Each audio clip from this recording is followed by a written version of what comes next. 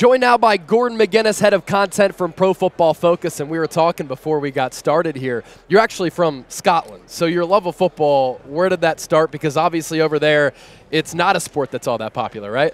Yeah, it was like going back a little over 20 years ago, and I was like 14, I think, trying to avoid doing my homework one night, so I was like flicking through TV channels, landed on Ravens-Raiders AFC Championship game. My mum came into the room to yell at me for not doing my homework, and I was like, oh, I'll do it after this. I'm just watching this.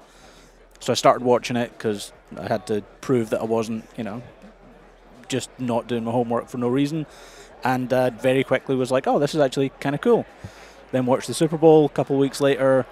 And then when the next season started watching it like every week, and just very quickly was like, oh, this is really fun sport to watch. And then how did that start and pivot into you getting started with Pro Football Focus? Because obviously with PFF, it's so in-depth. Pro Football Focus watches every single play, and that's how you guys come up with all these gradings. So it's an interesting segue to get that into depth at the game of football.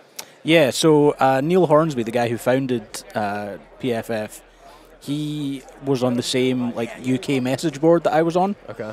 And he just posted asking if anyone wanted to help out with a little bit of data collection, and I was kind of interested in trying it, and just very quickly it spiraled in.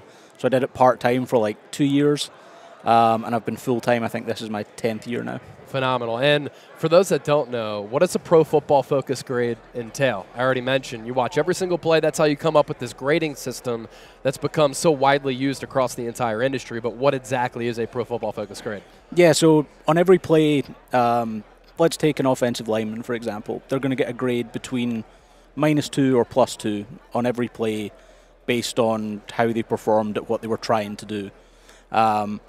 And that goes in 0.5 increments, so you could get a -1, a +0.5, all those things.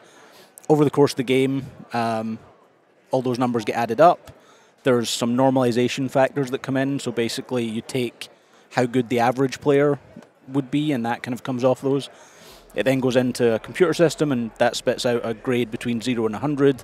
That's kind of just to, almost like a kind of Madden style rating. It used to be plus and minus was how we did the grades.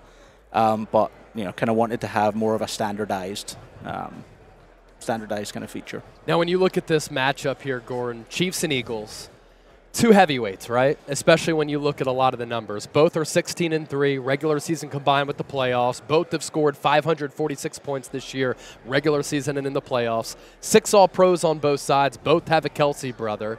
Both #1 seeds. How do you see this matchup playing out on Sunday? I think it's a tremendously tight matchup on paper. The best team in each conference. I think any time when it comes down to a game that feels like it's going to be close, you probably just have to give the edge to the team that has Patrick Mahomes.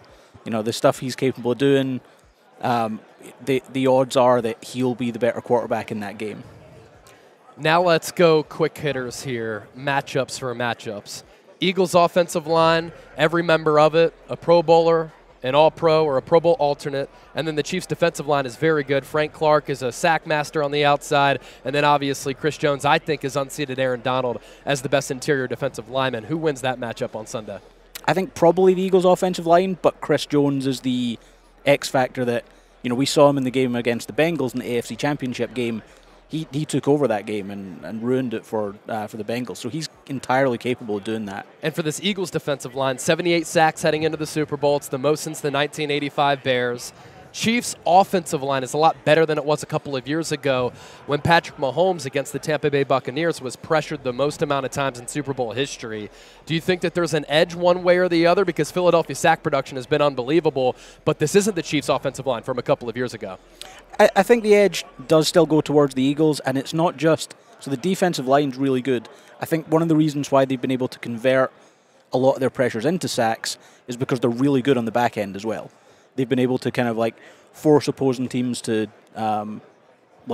keep a play going a little bit longer than they would like, and that's how sacks can happen. So far you're giving the edge to the Eagles offensive line, slight lean toward the Eagles defensive line. When I canvass these rosters top to bottom, I think that the Eagles have the better, deeper roster, but the Chiefs have the better quarterback, and sometimes that's what it comes down to. So last question for you. Where's your lean as far as who becomes the champions of Super Bowl 57?